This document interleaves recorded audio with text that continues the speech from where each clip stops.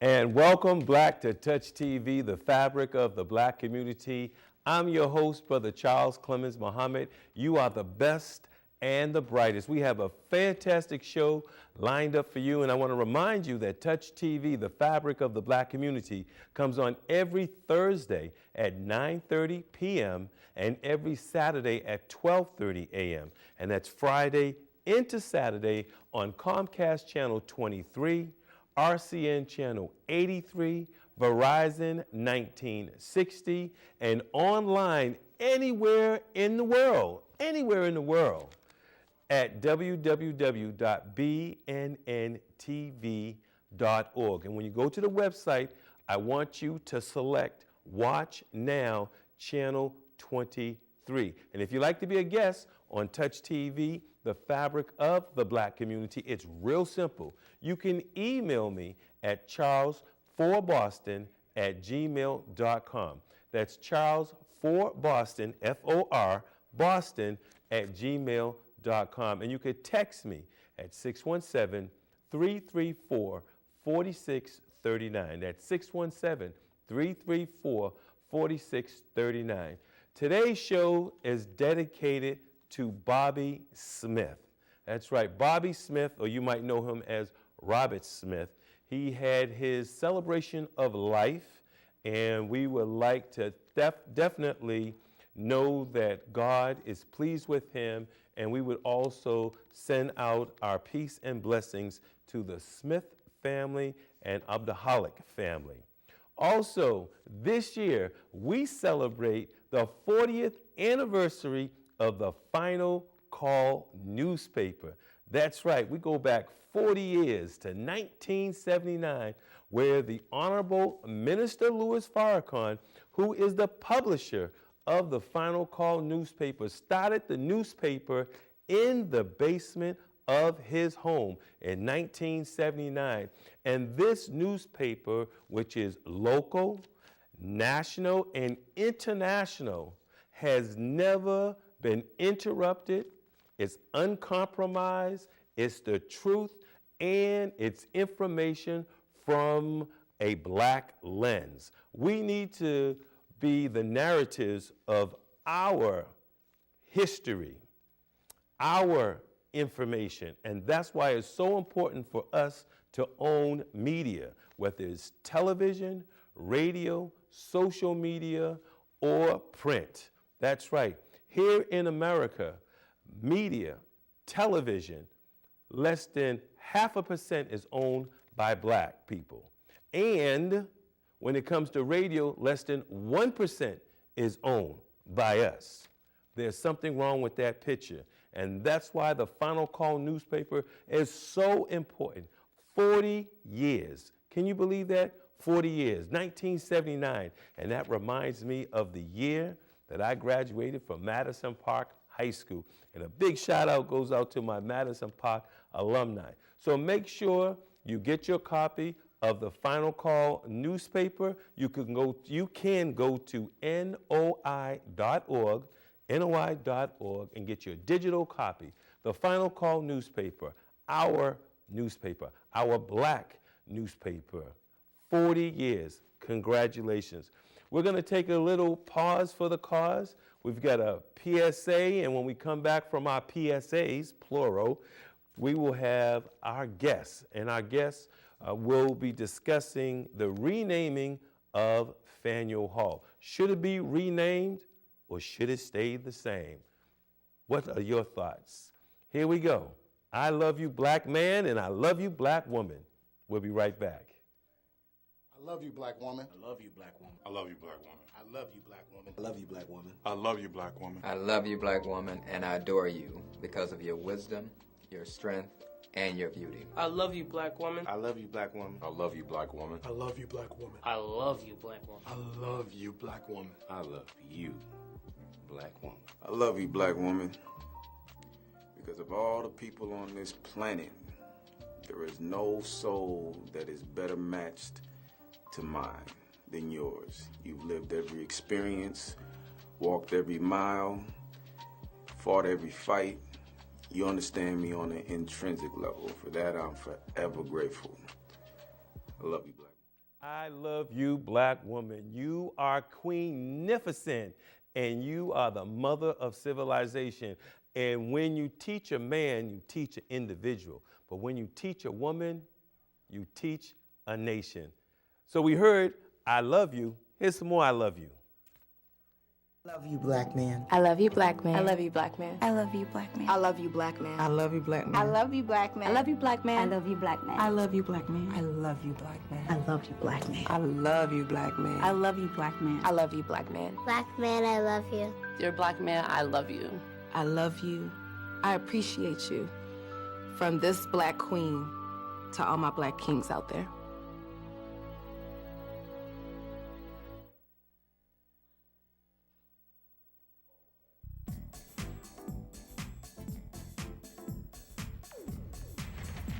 Tonight's spotlight is on Touch TV. Peace and blessings. I'm Charles Clemons Muhammad, your host of Touch TV, the fabric of the black community. Unbossed, uncompromised news from the black perspective.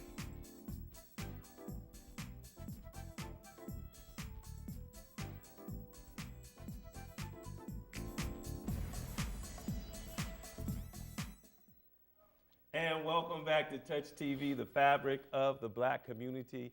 I'm your host, Brother Charles Clemons Muhammad. Again, if you like to be a guest here on Touch TV, the fabric of the black community, it is real simple. You can email me at charles4boston@gmail.com. That's charles4boston@gmail.com. Why am I nervous?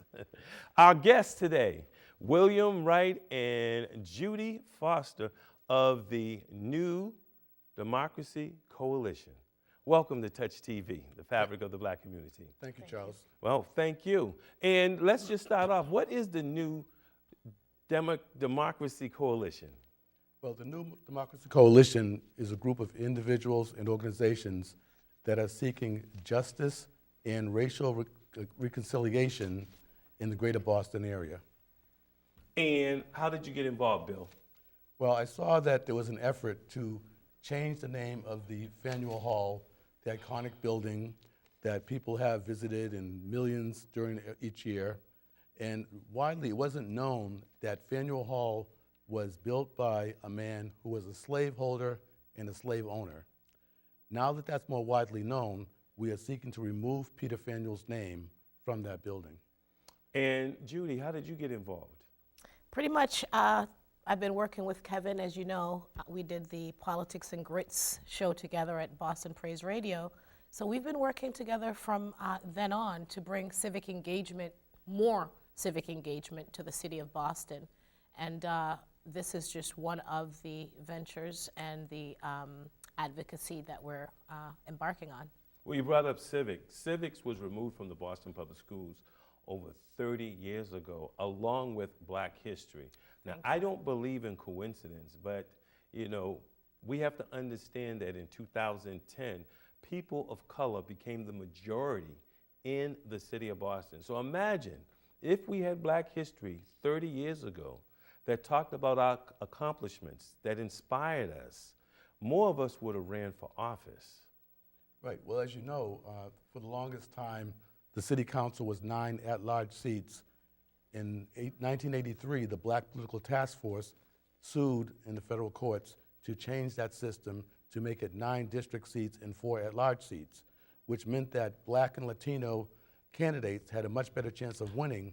From 1971 to 1981, there were no black city councilors, from Tom Atkins to Bruce Bowling. Now, since our districts, we have consistently had black and Latino candidates who are successful in getting seats on the city council. And for our audience that may not know what a city councilor at large is, a city councilor at large covers the entire city. They represent the city. And then we have our district city councilors. So as an individual, you actually, if you live in a certain district, you have one district city council representing you. However, 4 city councilors at large representing you. So you actually have 5 city councilors representing you. Yes, and what's also pretty interesting to see is that the mayor said there would be no public hearing on the issue of changing the name of Faneuil Hall. He actually said that 30 years from now, people would not know why the name was changed. Now, as Bostonians, we know that every place downtown, there are plaques saying what happened when, where, why, who was involved. All it would take would be for a plaque to be put on the building explaining why the name was changed. Unless, of course, the mayor thinks that 30 years from now, people will no longer know how to read. Thank you, Bill. Well, I'm so glad you brought up the subject of the lack of civic engagement, and there's no civic classroom being taught in the classrooms.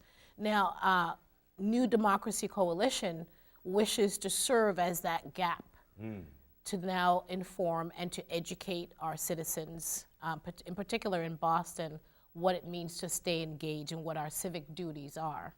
The New Democracy Coalition. Why does it support changing the name of Faneuil Hall? Because as reasonable people, as fair people, we do not think that a person who is a slave trader and a slave holder should continue to have his name on a public building of such importance, especially when we know how inhumane slavery was, how brutal slavery was, and what an injustice it was to the people who went through that system. So Peter Faneuil's name should not be honored in the city of Boston, standing right behind the statue of Samuel Adams, one of the revolutionaries who won freedom for our country from the British. Speaking of revolutionaries, isn't it true that the first person to die in the Revolutionary War was a black man, Crispus Attucks? Yes. Why not rename Faneuil Hall Crispus Attucks Hall? Well, you know, Crispus Attucks was not only African American, he also is Native American, Wampanoag. So there's been suggestions that his name might be attached to the building. Also, Elizabeth Freeman was a black woman who sued Massachusetts to end slavery in the Mass Bay Colony prior to the Revolution. So a combination of those two names, Crispus Attucks, Elizabeth Freeman, or Freeman Attucks, either would be fantastic. But the main point right now is that Peter Faneuil's name should not be on. We saw Yawkey Way get changed just because Tom Yawkey was a racist from South Carolina who did not hire black baseball players, even turning down Willie Mays and Hank Aaron. And the Red Sox were the last team to hire black players. That was for someone who just had racist attitudes and behavior. We're talking about with Peter Faneuil, a person who actively made his wealth through the triangle trade and traded slaves for rum and rum for money. It was part of that triangle, and that's where his wealth came from. Interesting. And actually, Judy, the yes. purchase of the Faneuil Hall actually came from the sale of a young boy and A black boy. And the thing that really, really unnerved me throughout the research is that he didn't even have a name. So we've researched and researched. They didn't even give him a name. Yeah.